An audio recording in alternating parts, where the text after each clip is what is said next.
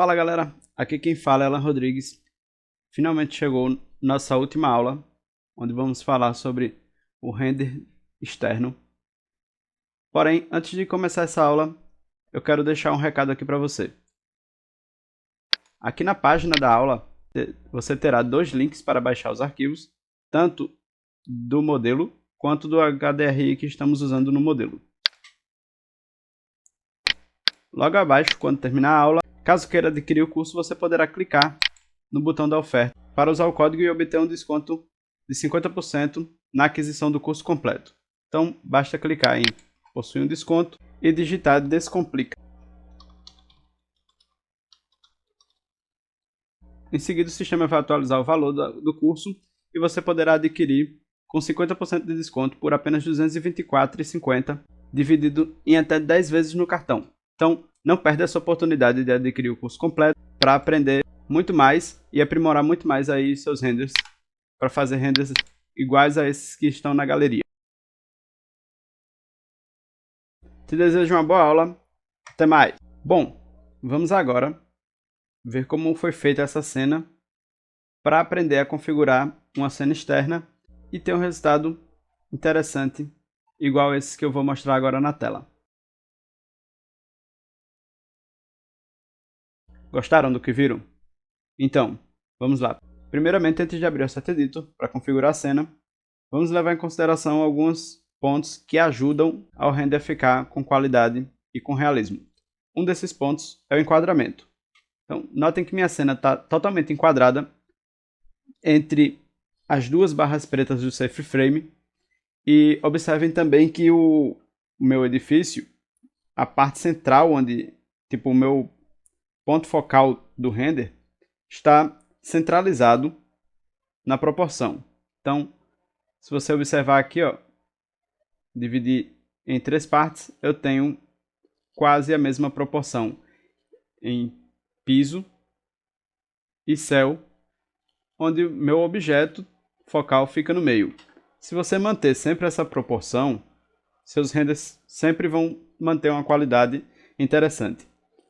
Outro ponto é, além dessa proporção, utilizar a câmera de 2 pontos de fuga.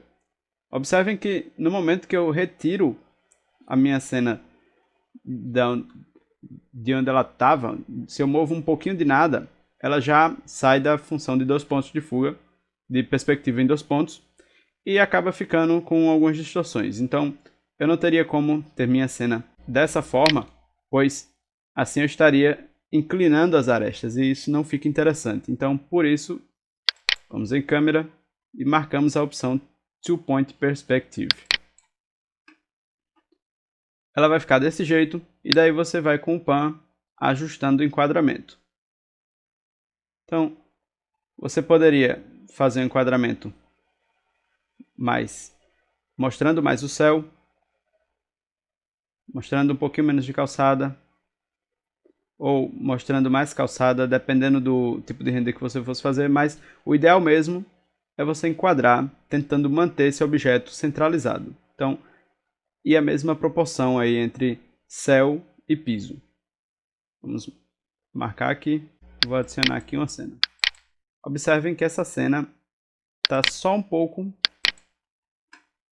mais distanciada em relação à minha primeira cena.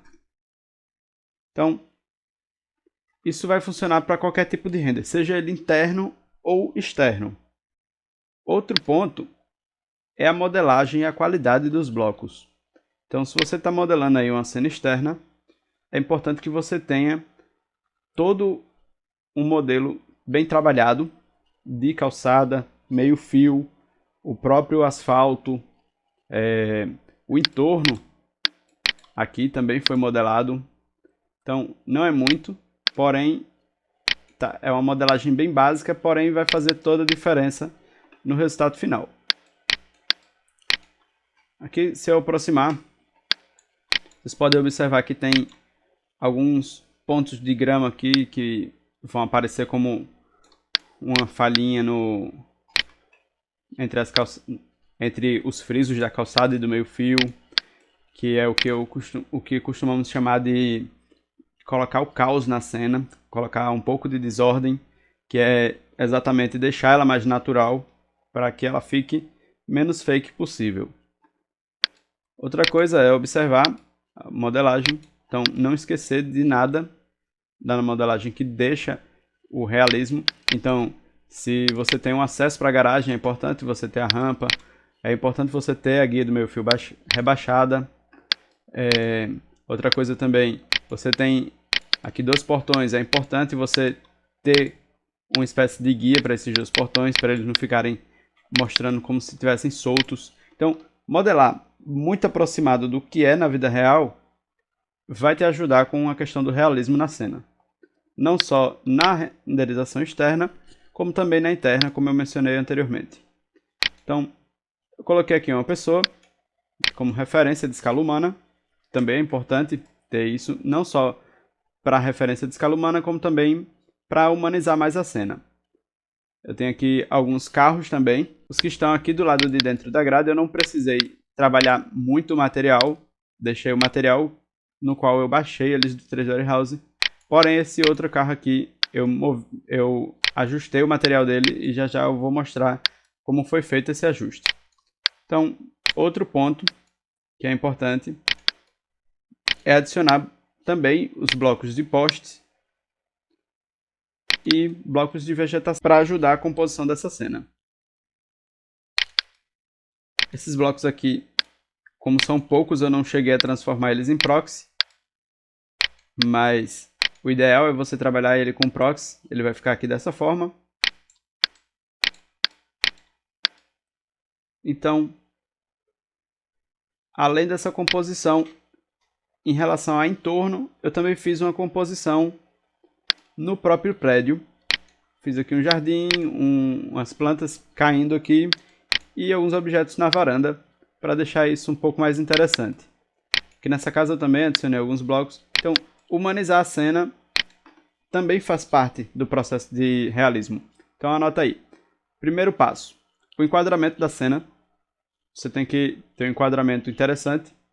O segundo passo é ter blocos com qualidade interessante, modelados sempre pensando em como é na vida real, respeitando isso o máximo possível para que você tenha algo realmente realista para mostrar. E quarto, coloque sempre um pouco de objetos que vão deixar o render mais humanizado, mais natural. Como eu falei, a graminha na calçada, a escala humana para humanizar os carros, as plantas. Tudo isso vai ajudar aí no processo.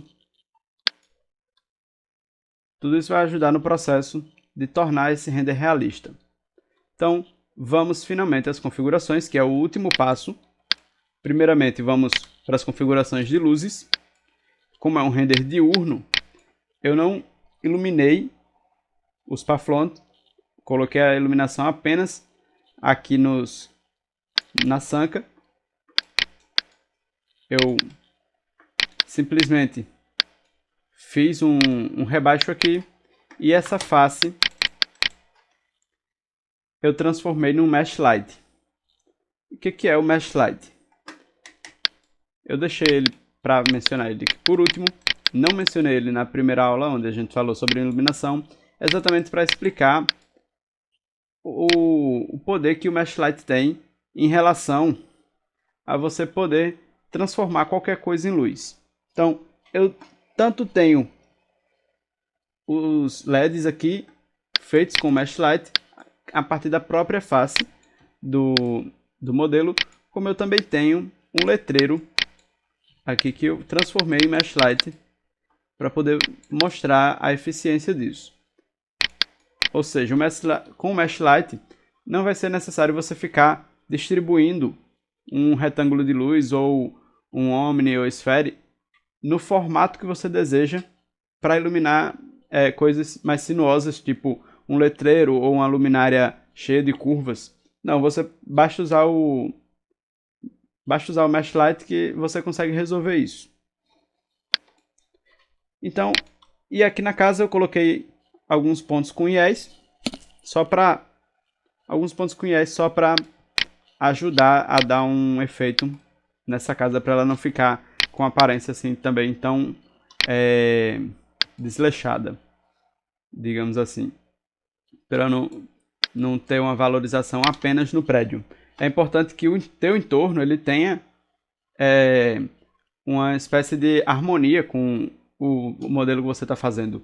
Então, não adianta eu fazer um prédio alto padrão ou um prédio popular e ter o entorno de alto padrão ou o contrário, ou ter um prédio alto padrão e ter um entorno popular. Então, o entorno ele tem que conversar também com o modelo. Por isso também é importante você verificar o tipo de carro que você coloca, o tipo de mobiliário que você dispõe nas varandas, porque tudo isso vai interferir na realidade, na qualidade do render em questão de realismo e fotografia. Então vamos agora aqui para o Asset Editor. Vamos começar aqui pela iluminação, como eu falei. E aqui nós temos o Mesh Light, que foi apenas transformado a própria face aqui das sancas em luz. Então, eu coloquei esse RGB no Color para ele reproduzir uma luz mais amarelada, mais incandescente. Nota aí esse RGB. E usei apenas aqui o valor de 30 para iluminar. Como não queria uma iluminação muito forte, queria só apenas deixar aquela marcada do LED, eu não deixei esse valor mais alto. Aqui no Sunlight, eu editei ele também, então eu coloquei o valor dele menor do que o que vem padrão do V-Ray, botei 0,3 e aumentei o Size Multiplier para 6 para ele suavizar as sombras e as sombras não ficarem muito marcadas. Você pode usar um valor menor, como 4 ou 5, depende de como você quer esse resultado. Eu usei 6, porém eu achei que no meu render final ficou suave demais. Eu vou reduzir aqui para 4. E agora nós vamos para a configuração dos materiais e em seguida a configuração de renders.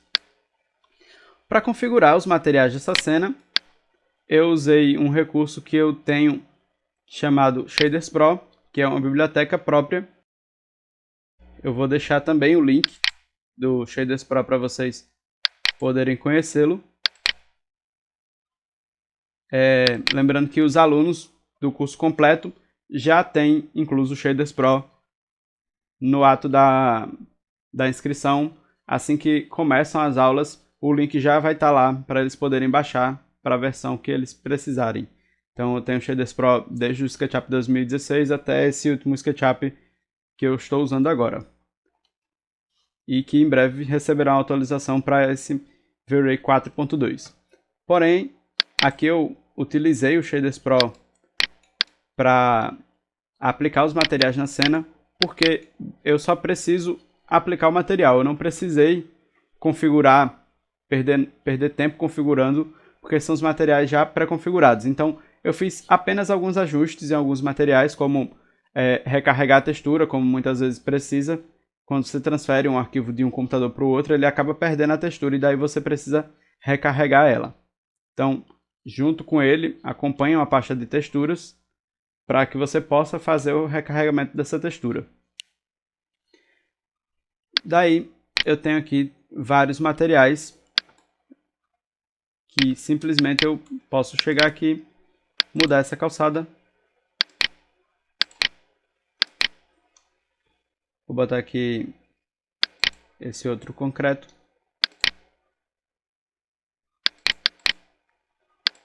E aqui no Asset Editor, como vocês podem ver, ele já vem com as características que eu mencionei antes. Ele já vem com reflexo, já vem com bump. E daí você só precisa muitas vezes apenas recarregar essas texturas. Mas a configuração já está pronta. Então isso ajuda bastante no processo de renderização, pois evita você perder tempo configurando tudo do zero. Então, outra coisa também é quando eu baixei os modelos do Treasury House dos carros, eu também já baixei eles com materiais prontos. Tem lá a opção V-Ray Ready. Porém, esse carro aqui em particular, eu fiz um ajuste no material da pintura dele para deixar ela mais realista, porque o material que veio não era um material específico de pintura de carro. Então, eu modifiquei esse material que estava anteriormente. Era esse material aqui, Carback Spec. Notem que ele tem um brilho, tem um reflexo. Ele tem aqui 2 camadas de reflexo para fazer esse efeito. Porém, não é dessa forma que se configura a pintura de um carro para que ele fique com resultado satisfatório. Então eu fiz outro material chamado Blend. Renomeei aqui como pintura de carro. Daí eu tenho alguns slots aqui onde eu adiciono materiais e ele vai fazer a mesclagem desses materiais. Então aqui eu tenho como base aquele material que já veio no carro. Eu dupliquei ele e apliquei como base. Em seguida eu apliquei um material chamado verniz carro, que é nada mais nada menos que um material totalmente espelhado. Eu fiz aqui, ó. Usei um V-Ray PBR, o color totalmente branco. O V-Ray PBR funciona dessa forma. Se você reduzir aqui o color para preto, ele vai ficar preto. Se você puxar ele para branco, ele vai dar reflexo total, vai ficar um espelho. E aqui onde tem Metalness, se você colocar 0, ele vai tirar a função de espelho e vai deixar o material sem reflexo total. Ele vai reduzir para um material não condutor, também conhecido como dielétrico. Então, se eu colocar 1, ele vai dar um reflexo total. Então, eu usei essa configuração, 1 no Metalness e color branco, para fazer o verniz. Em seguida, adicionei esse verniz aqui no Blend, clicando nesse botão. E, por último, criei um outro material chamado Flakes, que é para dar o efeito aí do brilho especial na pintura. Então aqui, ó, tem o Flakes. Eu adicionei o material Flakes aqui pelo Add Layer. Removi todos os outros materiais e deixei apenas os Flakes. Configurei a cor do Flakes com um branco assim meio acinzentado e apliquei lá ele no material do carro. Em seguida selecionei aqui pintura do carro e marquei essa opção Use as Replacement. E depois peguei o material que já estava no carro.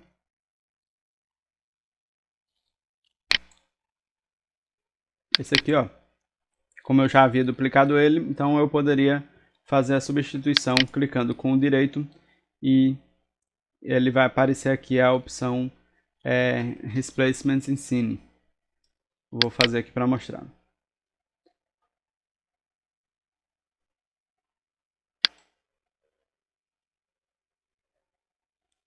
Então eu selecionei aqui a pintura do carro, cliquei com o direito e marquei a opção Use as Replacement. Em seguida, fui lá no material que estava no carro. Como eu já havia duplicado ele, eu poderia substituir ele normal sem precisar reconfigurar esse material.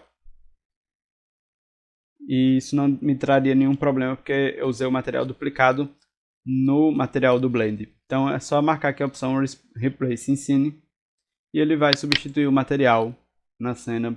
Vai ficar o material que você configurou. Então esse carro aqui ficou com essa pintura perolizada exatamente por conta do Blend que misturou o material com o reflexo total, que era o verniz, e o material da pintura que já existia no carro anteriormente. Além de adicionar uns flakes para deixar a pintura com mais qualidade. Bom, voltando aqui para o Asset Editor, nas configurações de render, nós vamos fazer da seguinte forma. Nas configurações de render, eu usei aqui na qualidade Noise Limiting em 0,25. Não é muito, porém já me dá uma qualidade muito boa, sem tanta demora na renderização. Aqui em Global Illumination, usei como sempre o Irradiance Map e o Light Cache. E aqui a configuração de Subdivisive Interpolation, eu usei mais baixas mesmo, entre 60 e 35, e um light cache de 1500. Isso já deu um resultado muito legal, sem precisar aumentar muito, para que eu tivesse esse resultado bom. Aqui no Advanced Camera Parameters, eu marquei aqui o Shutter Speed em 100, porém eu estou usando o desfoque, então ele modifica o Film Sensitive ISO e o F-Number. Se eu abrir aqui a aba câmera, vocês podem ver que aqui o Deep of Field está marcado. Então aqui eu marquei o meu Fixed Point. E daí eu usei o defocus de 0,3 para fazer esse desfoque. Em seguida, eu configurei o HDRI e, por último, o Render Output. Trabalhamos aqui com a opção dos 2000, porém eu vou botar aqui 800. Vou voltar aqui no Global Illumination e aqui em Disk Caching eu vou usar o Single Frame, pois para fazer esse render eu usei aqui uma resolução menor para calcular e em seguida salvei os cálculos e aumentei a resolução para que esse render demorasse menos. Vamos aqui configurar o Environment e daí no Environment eu tenho esse HDRI que é o que eu deixei para download, o Overpass 2K. Eu baixei ele pelo HDRI Heaven e aqui em Color Manipulation, deixa eu puxar essa cor para cá, eu vou mostrar o que acontece. O HDRI original é exatamente dessa forma. Quando você aplicar ele vai ficar assim. Porém, para deixar aquele céu mais azulzinho, eu vim aqui em Color Gain e alterei a coloração desse céu. Então, conforme eu vou ajustando, ele vai modificando a coloração do HDRI também. Bom, feito isso, retornei aqui para a configuração e usei o valor de 25. Em conjunto com o sol que está configurado na minha cena, esse HDRI vai fazer um efeito muito interessante, vai mostrar um render diurno com qualidade e um céu bem limpo, sem nenhuma... e um céu bem limpo que fica agradável também nas cenas externas. Bom, após isso, deixei marcado aqui o denoiser com a configuração padrão e coloquei para renderizar. Vamos colocar aqui para renderizar para ver como vai ficar o resultado dessa cena. Bom, começou aqui o render e daí outra coisa, eu não vou esperar ele finalizar, porém vou mostrar aqui para vocês outra coisa que deu toda a diferença também no resultado final. E que aqui pelo próprio Frame Buffer, mesmo sem finalizar o render, já dá para perceber. Uma das coisas foi o ajuste do Exposure. Eu dei uma leve reduzida no... tinha dado uma leve reduzida no Highlight Burn. Eu mudei o White Balance. O Hue Saturation, eu coloquei aqui -1, -0,1 no Lightness.